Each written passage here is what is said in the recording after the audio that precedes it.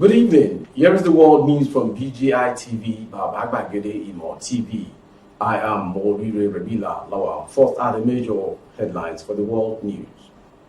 See Buhari tweets star post before he was president and now is president.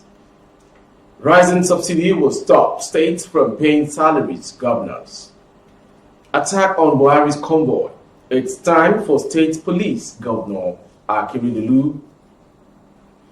How I escaped from terrorists who wanted to kill me in Kuje prison, Abba Kyari. Talks Amotekun clash in Osun. And still within the southwestern state, Ogun State, parading of some suspected cultists terrorizing the state at large.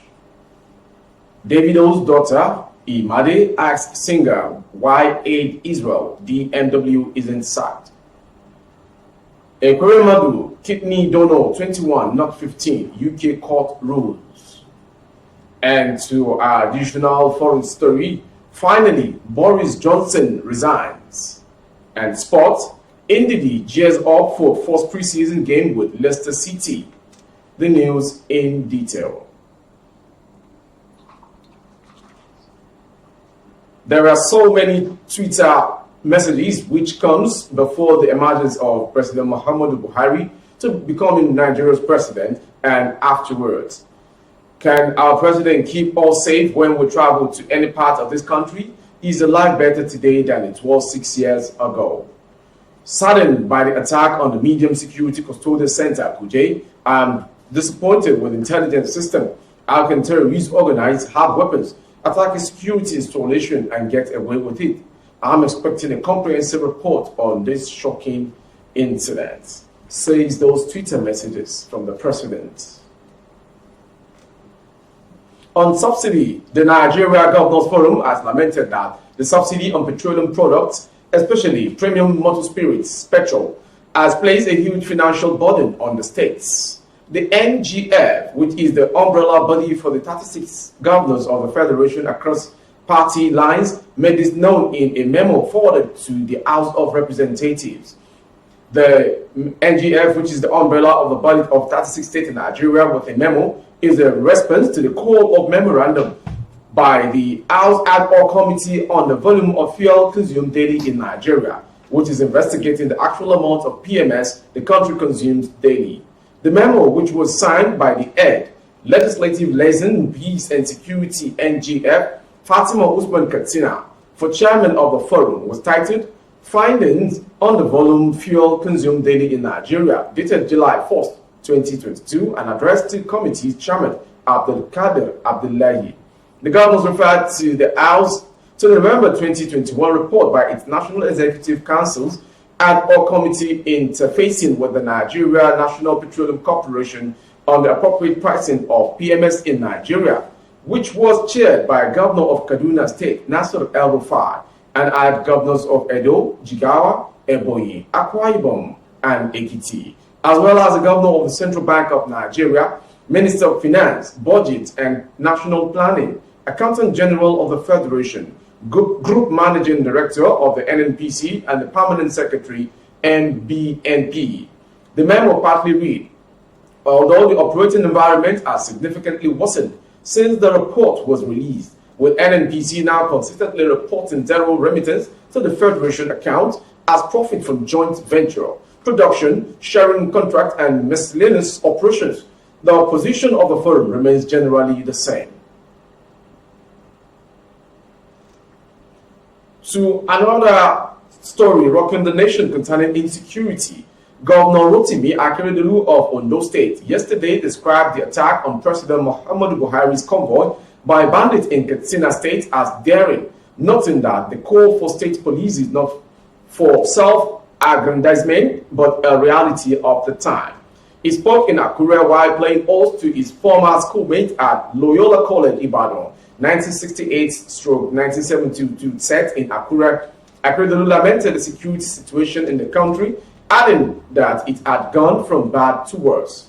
His words, "We governors in the Southwest met and we are still more than convinced that there is no solution other than state police. The truth is that we will be prepared to protect ourselves and die in the process more than other people from outside. We can only protect ourselves better. We will be more committed to protecting ourselves. By the time we have state police, we will be encouraged to recruit people in the local government to work in that local government as security. For me, state police is not for self-aggrandizement, it is a reality of the time. About Kuje Prison. Embattled DCP Abba Kyari has reacted after terrorists attacked Kuje Prison and released Boko Haram members. Daily Gist reported how the terrorists had attacked the correctional facility with explosives and freed over 800 inmates in the late hours of Tuesday. The terrorists, it was gathered after breaching the medium security prison, set out for Abba Kyari's cell and made several attempts to kill him. Eyewitness report revealed that the terrorists, on getting to Kyari's cell, fired several shots at the cell holding Kyari. When they gained access into the facility, the first set of people they set free were inmates from the Counter-Terrorism Unit CTU section, popularly called Bomb Blast by Inmates, and some of them pointed to the direction of the cell where Abba Kyari was kept, popularly called segregation. A source who pleaded anonymity for security reasons stated. When they had opened everywhere and inmates were still within the compound, close to kitchen side, one of the commanding terrorists ordered that nobody should move yet because some of his boys had gone to Abba Kyari's side. From Abba Kyari's story, we'll go straight to our southwest issues which hoodlums and Amotekun Corps had. Some political talks in Osogbo have attacked operatives of the state of Osun Amotekun Corps at their Isale Osun base in Osogbo, Osun State. According to report, the clash happened when the candidate of PDP, Mr. Jackson Adeleke, was campaigning in the area. A member of the Amotekun Corps who spoke on the development said the talks were working for PDP. The commander of the Osun Amotekun Corps, Chief Amitolu Shitu, confirmed the attack. He described it as unfortunate. He said, "We appeal to all political parties in the state to see Amotekun as an outfit that belongs to all.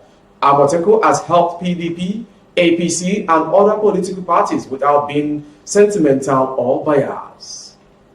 From the state of Osun to Ogun State, it was a scene of parade by suspected cultists terrorizing the peace and unity of citizenry who goes with their daily businesses, operating with laws and order at the headquarters Elewero, Abeokuta, where some suspected cultists with nickname which frightened the society's peace. And here comes a video with more details.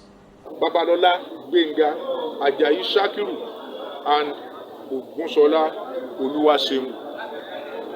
Conclusively, the command wishes to assure members of the public of their safety, as we are not leaving any stone unturned in our continuous effort to rid the state of crime and criminality. Between the month of March and now, we have not less than 93 members of different cult groups who are undergoing prosecution and they are presently in prison custody.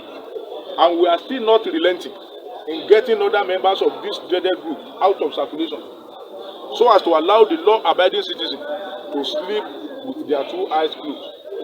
Let me at this juncture appeal to parents and guardians to call their words to order, because the command will be rolling out all in its arsenal to wage war against all who be criminals, most especially the cultists among them. Thank you very much. In a viral video posted on Thursday morning, the music star's daughter was seen with Davido's aide, both playing with a whiteboard. While Davido was making the video, and then Imade asked the shocking question, "Daddy, why didn't you fire him?" Imade queried. Israel, who was shocked by the question, replied by saying that the reason is that our dad is a good man. He said, "Because he is a good man, if he fire me, waiting you won't make I chop as in pigeon." Israel DMW is recognized to be one of the many aides attached to music star Davido. He has been described to be the artist's logistic manager so far. From the entertainment gist, we'll go straight to a international story concerning Ekweremadu.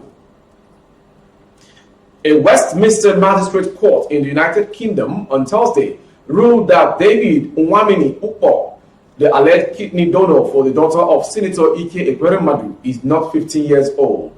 Arise TV report that the Ukpo has admitted to the court that he is 21 years old and had been in the UK since February, but only presented himself to the police in May. The counsel for the defendant has also denied the allegations of exploitation led by the alleged victim.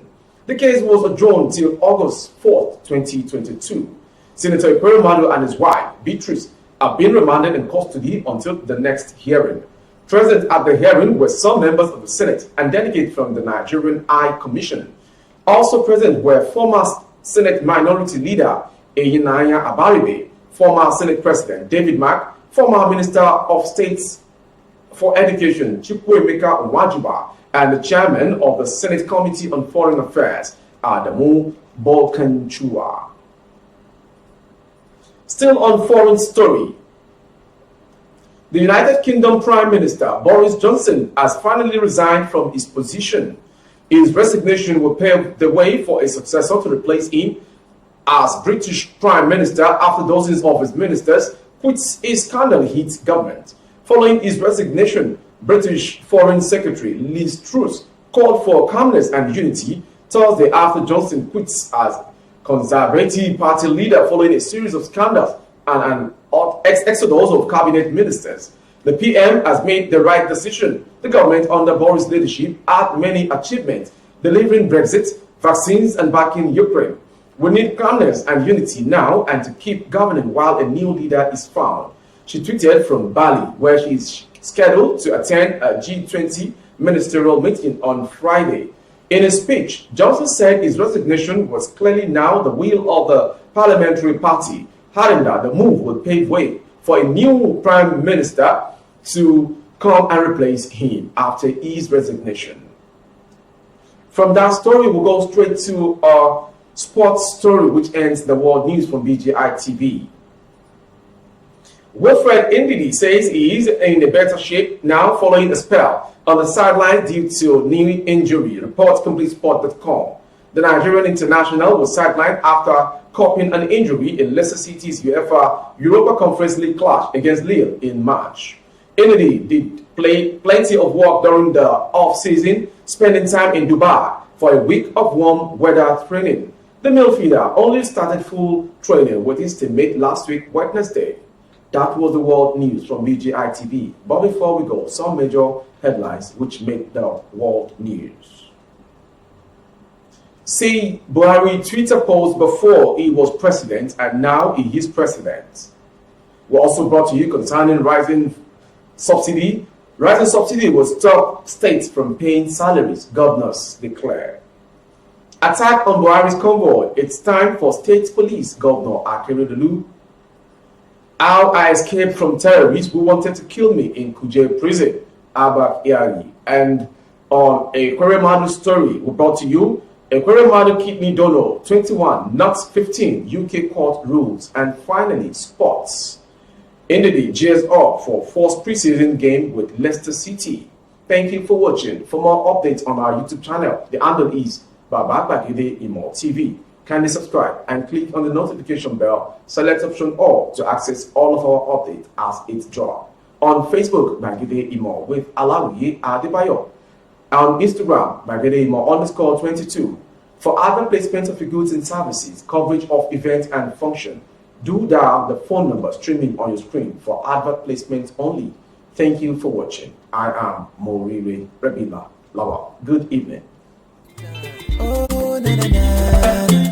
If you want to know what's going on in city, or you want to listen to the latest news and gist, no stress, oh, just tune to be